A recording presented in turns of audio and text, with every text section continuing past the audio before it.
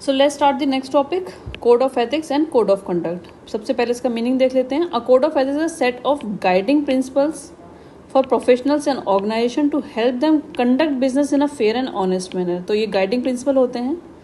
It's a document that may shape the mission and vision of the organization. इससे हमें पता चलता है कि जो ऑर्गेनाइजेशन है उसका मिशन क्या है या उसका विजन क्या है, what they are trying to achieve in a long term. Form of document that outlines the core values of the organization. जैसे कि आपने देखा होगा फिलिप्स का है इनोवेशन एंड यू, तो उससे क्या पता चलता है कि कहीं ना कहीं they are emphasizing upon first innovation, you that means customer satisfaction. तो इसी तरीके से जो हमारे कोड ऑफ एथिक्स होते हैं that outlines the core values of organization. It clearly lays explicitly and clearly lays the rules for behavior and provides a preventive cautioning कि क्या आपसे एक्सपेक्ट किया जा रहा है। So that would be code of ethics. अब इसका relevance क्या है? Helps in aligning the individual behaviour with socially acceptable norms. जो हमारे जैसे अगर पब्लिक सर्विसेज में बात की जाए तो जो फाउंडेशनल वैल्यूज़ थे वो कहीं ना कहीं कोड ऑफ एथिक्स में रिफ्लेक्ट होंगे। वो होंगे तो इंडिविजुअल को भी बताया जाएगा you need to align your behaviour with the socially acceptable norm. Reduce ambiguity and subjectivity. Code of ethics help in guiding how one should approach problems in professional life. Dealing with ethical concern dilemma में help करेगा. It has both cognitive and emotive value. Emotive कैसे होता है? वो आपको अंदर fuel किया जाता है that you are working for these kind of values. Then creating and following a code of ethics can lead towards a healthy work environment. Of course, efficient work culture हो जाएगा। अगर कोड ऑफ एथिक्स होंगे तो corruption कम होगा, inefficiency कम होगी, productivity पे focus किया जाएगा, इनोवेटिवनेस पे फोकस किया जाएगा। So accordingly there will be a healthy work environment. Then of course is facilitate building public trust, social capital में हेल्प करते हैं। प्रिंसिपल क्या है कोड ऑफ एथिक्स को अगर हमें करना हो तो हम बोलेंगे कि इनके सिद्धांत क्या हो सकते हैं। सबसे पहले तो जो नोबल कमीशन के हैं 7 value, 7 principles of public life, वो हो सकते हैं। दैट इज देन जो फाउंडेशन वैल्यूज़ हैं उनको भी हम लिख सकते हैं principle of code of ethics में। देखो ये जो है ना इसका कोई बहुत ही 2 + 2 4 फॉर्मूला नहीं होता है। कोड ऑफ एथिक्स के प्रिंसिपल बनाने हैं तो आपको ऑर्गेनाइजेशन देखनी होगी and accordingly you have to decide कि यहाँ पे कौन सा प्रिंसिपल फिट होता है। रेफरेंस के लिए you can take these values. तो नॉर्लन कमीशन के 7 प्रिंसिपल हो गए, उसके बाद फाउंडेशन वैल्यूज़ हो गए। कुछ और values that can be part of code of ethics. Second ARC ने रिकमेंड किया है रूल ऑफ लॉ, ये हमने भी पढ़ा था। Constitutional morality, constitutionalism. Then empathy and compassion could be one, foundation value हम पढ़ चुके हैं। Strategic thinking, competence, professional as well as behavioural, emotional intelligence, अभी हम आगे पढ़ेंगे उसे। देन कम बिजनेस के लिए कोड ऑफ एथिक्स अगर डिज़ाइन करना हो तो उसमें क्या एस्पेक्ट होंगे, कौन से हमें की प्रिंसिपल्स पे फोकस करना चाहिए। तो सबसे पहले तो रेगुलेटरी कंप्लायंस को आप फॉलो कीजिए। देन जो सोशल ऑब्लिगेशन है उनको फॉलो कीजिए। Strive for professional competence and excellence. ठीक है, जब भी कभी आपसे type of code of ethics पूछा जाए तो you can have these 3 points in your mind और उसके बेस पे आप डिसाइड कर सकते हैं। फॉर एग्जाम्पल सबसे पहला होता है regulatory, rule of law is prime value. ये ध्यान रखिएगा, specially for the civil servants, rule of law is the prime value. इसको मिस आउट बिल्कुल भी नहीं करना है। रेगुलेटरी जैसे अभी हमने बिजनेस की बात की तो CSR हो गए। व्यूमेन प्रोटेक्शन के लिए internal complaint committee, crash facility, maternity benefit act में जो रिसेंटली अमेंडमेंट की गई है, पे पैरिटी होनी चाहिए, वॉयलेशंस जो हैं वो सैंक्शनड होने चाहिए। एंड वॉलंटरीली एस्पेक्ट क्या हो सकते हैं? ऑर्गेनाइजेशन अडॉप्ट्स विलिंगली, वो एस्पेक्ट जो विलिंगली करते हैं उनका एक कहीं ना कहीं ब्रांड वैल्यू इससे क्रिएट होती है। Like Infosys has this concept of having a green campus. Inclusive workforce जो है वो विप्रो का एक कोड ऑफ एथिक्स का एक क्रिटिकल एस्पेक्ट है। Then professionalism, ethical codes that are issued by their respective governing bodies, for example medical ethics and CA ethics। तो जो भी आपकी जो प्रोफेशनल रेगुलेटरी बॉडी है उनके जो भी कोड ऑफ एथिक्स फॉलो किए गए हैं उनको फॉलो करना is also part of it. Designing code of ethics, ये UPSC में एक बार सवाल आ चुका है कि आपको कोड ऑफ एथिक्स डिज़ाइन करने हैं किसी एक पर्टिकुलर ऑर्गेनाइजेशन के, तो how you will do that. तो उसके लिए आपको ये आंसर है, दिस यू कैन रेफर। सबसे पहले first consider organization missions goal and value. सबसे पहले तुम्हें पता होना चाहिए कि भाई हम किस संस्था के लिए काम कर रहे हैं। मान लीजिए पब्लिक एडमिनिस्ट्रेशन की बात करें तो यहाँ पे पब्लिक इंटरेस्ट आ जाएगा, मिशन की बात करें तो वेलफेयर हो जाएगा। Mention the desired values and morality, यहाँ पे फाउंडेशनल वैल्यूज आ जाएंगी। Include expectations for general conduct at work as well as example of unprincipled behaviour, क्या आपको नहीं करना है, लाइक करप्शन, नेपोटिज्म, फेवरेटिज्म, इस तरह की चीज़ें नहीं होनी चाहिए। यूज क्लियर लैंग्वेज, एम्बिग्विटी जितनी कम से कम हो बेहतर रहेगा। To make the code user friendly, do review and revise codes from time to time to incorporate the changing dynamics. Like अभी मान लीजिए डिजिटाइजेशन हो रहा है, या फिर 4th IR की बात चल रही है, या फिर PPP मॉडल की बात चल रही है, तो इस केस में हमारे कोड ऑफ एथिक्स जो अभी तक एग्जिस्टिंग थे, they might demand certain changes, तो वो टाइम टू टाइम वो चेंजेस को इनकॉर्पोरेट करते रहना भी ज़रूरी है। तो ये 5 पॉइंट आप ध्यान रखिएगा। इश्यूज़ क्या क्या आते हैं कोड ऑफ एथिक्स से रिलेटेड। सबसे पहला तो ब्रॉड होते हैं, एब्स्ट्रैक्ट फॉर्म है उनकी, इम्प्लीमेंट करना बहुत डिफिकल्ट है। आपने बोल दिया having a compassion and empathy towards the vulnerable section, क्या है वो? You said welfare of the state, welfare of the people. People में कौन लोग आते हैं? वो जो कंज्यूमरिज्म को फॉलो कर रहे हैं, वो जो मिनिमलिज्म को फॉलो कर रहे हैं, वो जो हैव्स हैं, या वो लोग जो हैव नॉट्स हैं। So very difficult to implement, they are subjective, different people can have a different interpretation, तो सब्जेक्टिविटी इन्वॉल्व रहती है। In an emergency case do not provide quick solution, क्योंकि आप उन्हें प्रॉपरली इंटरप्रेट ही नहीं कर पा रहे हो, exact dos and don'ts available नहीं है, तो एमरजेंसी सिनेरियो में it's very difficult to implement those. Then ignore the socio economic, cultural and political context. For example, अगर एक डेवलप्ड स्टेट में अगर हम बात करें तो वहाँ पे जिस टाइप की रिक्वायरमेंट होगी किसी पर्टिकुलर पॉलिसी की या किसी लॉ की, that would not be similar to a demand in a developing state, या जो बैकवर्ड स्टेट्स होते हैं। And also they have descriptive quality, कुछ भी स्पेसिफिक नहीं है। Then next comes the code of conduct. अभी हमने कोड ऑफ एथिक्स पढ़ा, अब पढ़ते हैं code of conduct. So code of conduct क्या होता है? It's a set of rules. Ethics क्या थे? Guiding principles. और ये क्या है? Set of rules that outlines the social standards, rules and responsibilities of or proper practice for an individual party organization and guide the decisions, procedures and systems of an organization। ये काफ़ी specific हैं। Code of ethics broad थे, तो these are specific. Code of conduct includes principles that are based on organization core value, जो कि हमें code of ethics में reflect होंगे। A set of detailed and specific behaviors that an individual must adhere to in the form of do's and don'ts, that's why it's calling code of conduct. Then list of detailed and specific behavior that an individual should not engage in the form of don'ts, such as conflict of interest नहीं होना चाहिए, self dealing नहीं होनी चाहिए, bribery, inappropriate actions are all example of behaviors that code of conduct are designed to anticipate and prevent। वो clearly बताते हैं क्या क्या नहीं हो सकता। For example, when it comes to the judiciary there is a principle of recusal।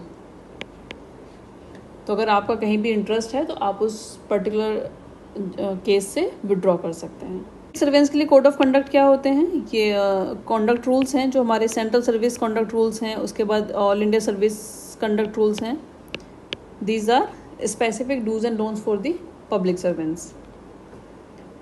Then judiciary के लिए ये UPSC में एक बार सवाल आ भी चुका है।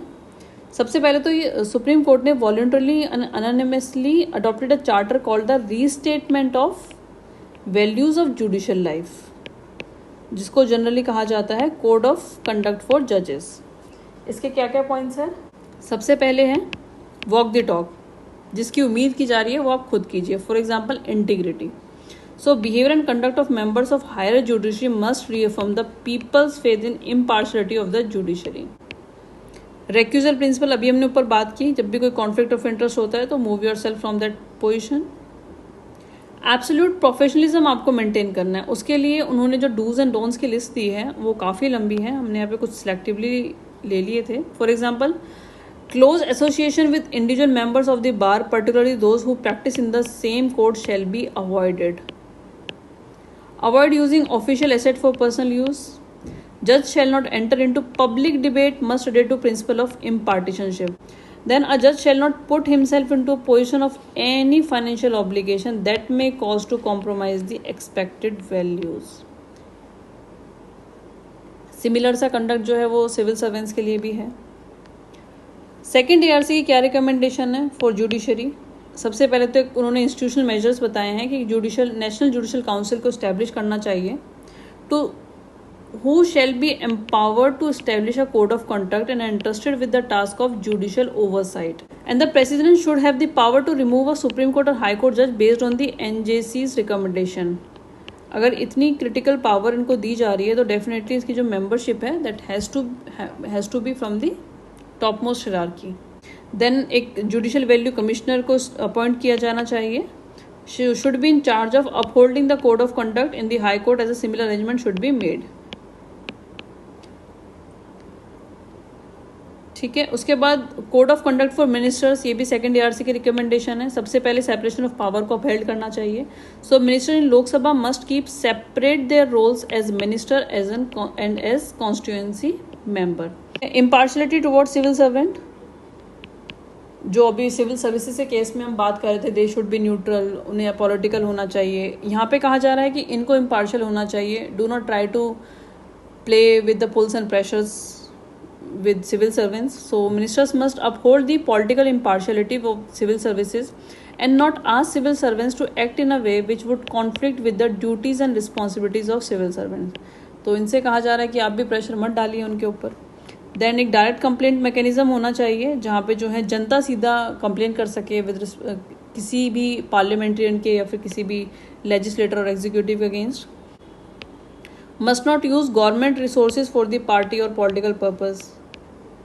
Let's not talk about it. Then code of conduct for legislators. Second ARC की recommendations है कुछ. अभी हमने ministers की बात की थी and these are for legislators.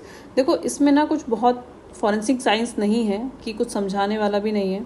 All you need to remember कि आप इनके जो key points हैं उनको याद रख लीजिए कि separation of power maintain करना है, impartiality towards civil servants, direct complaint mechanism होना चाहिए, no misuse of public money. तो यू जस्ट सो दैट कि अगर क्वेश्चन आता है तो आप उसको आराम से एड्रेस कर पाएँ. देन लेजिस्लेटर्स के लिए क्या होता है? सबसे पहले एक एथिक्स कमेटी होनी चाहिए in each house to be headed by the ethics commissioner.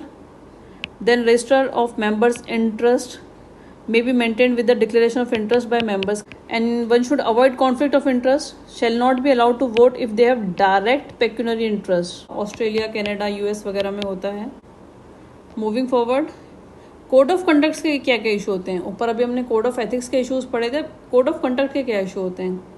More dos and don'ts in nature, बहुत ज़्यादा स्पेसिफिक हैं. ये करना है, ये नहीं करना है. उसकी जो स्पिरिट है, जो एसेंस है, वो मिसिंग है. cover a wide range of topic. Then rules are extremely restrictive. Restrictive कैसे हैं? If a government employee wants to engage in serious academic activity and publish article, must first obtain permission, which is not easy to come by. तो जो don'ts हैं या do's हैं उसमें जो caveats लगे हुए हैं, जो subjectivity है, जो provisioning है, वो ऐसी है कि it becomes very challenging to get things done. Then conduct rules are more often broken than followed in practice. Even abuse to punish honest official. ये UPSC का 2021 में सवाल भी आ चुका है. आई थिंक UP PCS में भी ये क्वेश्चन पूछा जा चुका है. Then attempt to accomplish too many goals. Complexity again same aspect. Complexity बहुत ज़्यादा है, मल्टीप्लिसिटी है, टू डिटेल्ड है, बहुत सारे गोल्स हो जाते हैं. प्रायोरिटाइजेशन नहीं है कि इसको if there comes a conflict between the two particular dos और टू पर्टिकुलर डोंट्स, तो उस केस में किसको प्रायोरिटाइज किया जाए. So again it becomes difficult to follow. Second ARC का क्या कहना है इसके बारे में? उनकी क्या रिकमेंडेशन है? Mission and values. A clear and concise statement of the values and ethical standards that a civil servant should imbibe should be made at the highest level. These values should reflect the public's expectation of a civil servant. जो purpose है उसको बहुत ही clearly और concise way में बताया जाना चाहिए. Then code of ethics के बारे में सेकेंड ईयर से कहना है the broad principle that should govern a civil servants behaviour should be outlined at the second level. Code of ethics would be made up of this. ये code of ethics की यहाँ पे बात की गई है. देन कोड ऑफ कंडक्ट के बारे में at the third level should be specific code specify the list of acceptable and unacceptable behavior, actions in a clear and unambiguous manner.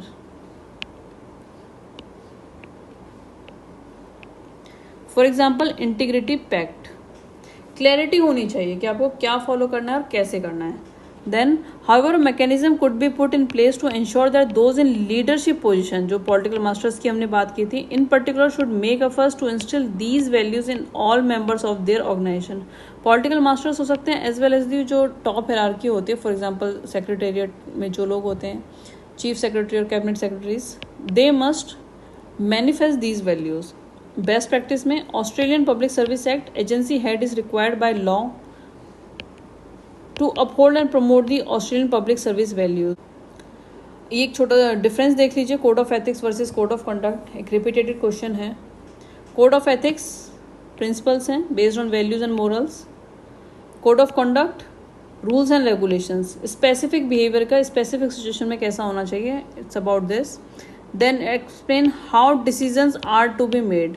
It dictates how employees must act specific.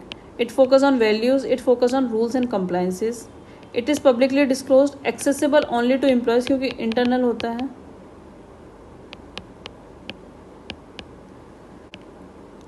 So code of ethics and code of conduct are two different documents, and the main difference is that code of ethics standard of morals concerning what is right or wrong. Code of conduct is a set of rules and regulations explain appropriate behavior in specific situation. ये conclusion की तरह आप इसको लिख सकते हैं.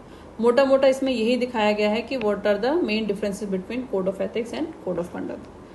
So here comes the end of code of conduct and code of ethics topic. Next would be citizen charter.